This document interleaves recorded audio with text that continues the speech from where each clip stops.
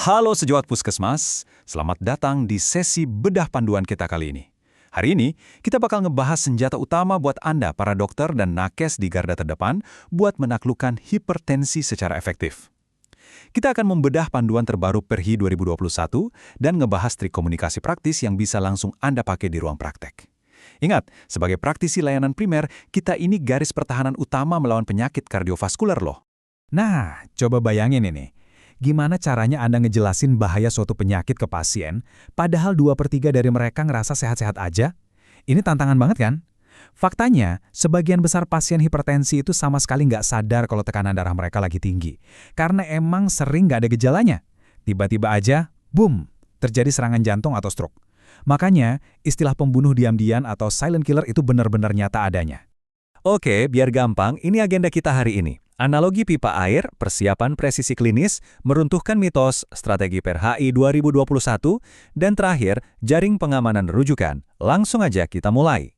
Bagian pertama, analogi pipa air. Kita bakal bahas gimana caranya menerjemahkan istilah medis yang rumit jadi bahasa yang gampang dipahami pasien. Kalau lagi ngedukasi pasien, coba deh pakai analogi pipa air. Bilang ke mereka, bayangin pembuluh darah di tubuh kita itu kayak saluran pipa air di rumah.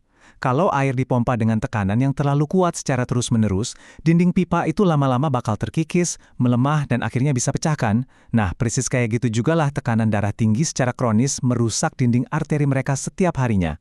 Gampang banget dibayangin. Dan yang lebih serem lagi, kerusakan senyap di pipa ini ujung-ujungnya bakal ngerusak organ vital di ujung saluran. Beban tekanan yang tinggi ini maksa jantung kerja ekstra keras tiap detik, yang lambat laun bisa memicu gagal jantung.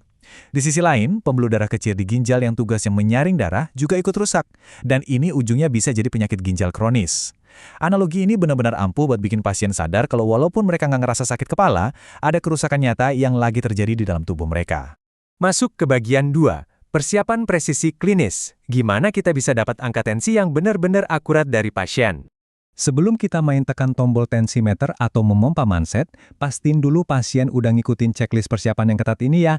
Kenapa ini penting banget? Karena hal-hal sepele kayak nahan pipis, cemas, atau duduk dengan kaki disilang, itu bisa bikin tensi melonjak drastis secara palsu. Kalau pasien baru aja jalan kaki lumayan jauh ke puskesmas, suruh mereka duduk rileks dulu minimal 5 menit. Dan ingat, pastiin mereka diam 1000 bahasa pas lagi diukur, biar kita nggak salah diagnosis. Nah, tabel ini ngerangkum kriteria diagnosis dari Perhi 2021. Jelas banget di sini kalau diagnosis hipertensi klinis itu resmi dimulai dari angka 140/90. Tapi, coba perhatiin kategori normal tinggi di angka 130 sampai 139. Ini tuh fase lampu kuning, fase kritis. Di titik ini, intervensi gaya hidup udah harus kita gas terus sebelum mereka benar-benar masuk ke derajat 1. Oke, lanjut ke bagian 3. Konselor utama. Ini saatnya kita turun tangan, ngeberantas mitos-mitos yang beredar di pasien. Kita pasti sering banget denger mitos ini. Dok, leher saya udah nggak pegel nih, obatnya saya stop ya. Wah, ini harus kita tangani dengan tegas. Edukasi ke mereka kalau hipertensi itu kondisi seumur hidup yang butuh manajemen konsisten. Obat darah tinggi itu bukan obat pereda nyeri yang diminum pas sakit aja, tapi itu adalah perisai pelindung organ vital mereka setiap hari. Mitos kedua yang nggak kalah bahaya soal garam. Banyak pasien merasa udah super aman karena nggak nambahin garam meja pas masak. Padahal musuh sebenarnya itu adalah natrium yang ngumpet diam-diam di makanan olahan, makanan kaleng, saus, dan fast food. Kasih tahu mereka realitas klinis ini dan ajak mereka mulai rajin baca label kemasan makanan dari sekarang. Kutipan ini benar-benar menohok ya. Intinya, pasien putus obat itu jarang banget karena mereka sengaja mau ngerusak badan sendiri. Biasanya ini murni karena mereka nggak paham, literasi kesehatannya masih rendah. Makanya, peran edukasi Anda itu krusial banget. Anda punya ilmu dan otoritas buat ngelurusin pemahaman mereka dan nuntun mereka ke jalan yang benar. Kita masuk ke bagian 4, strategi PRRI 2021. Kita akan lihat algoritma penata laksanaan yang bisa langsung diterapin. Yang bikin algoritma Perhi ini sangat applicable buat kita di vaskes primer adalah pembagian antara perawatan esensial dan optimal. Jadi ini ngasih jalur yang super realistis. Esensial itu standar minimal yang wajib ada di puskesmas, sementara optimal itu standar idealnya. Artinya, panduan ini fleksibel dan bisa kita adaptasikan dengan ketersediaan obat di fasilitas kita masing-masing. Alur tindakannya kurang lebih begini.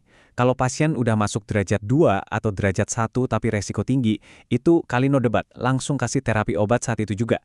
Tapi kalau pasien di derajat 1 dan resikonya rendah atau sedang, langkah pertamanya adalah coba intervensi gaya hidup selama 3-6 bulan dulu. Suruh mereka diet DASH, kurangi garam, dan olahraga. Nanti dievaluasi lagi, kalau tensinya bandel nggak mau turun, baru kita mulai kasih obat-obatan. Terakhir, bagian 5. Jaring pengaman rujukan. Kita harus tahu persis kapan waktunya angkat tangan dan merujuk pasien. Sebagai dokter di garda depan, kita wajib punya batas klinis yang tegas.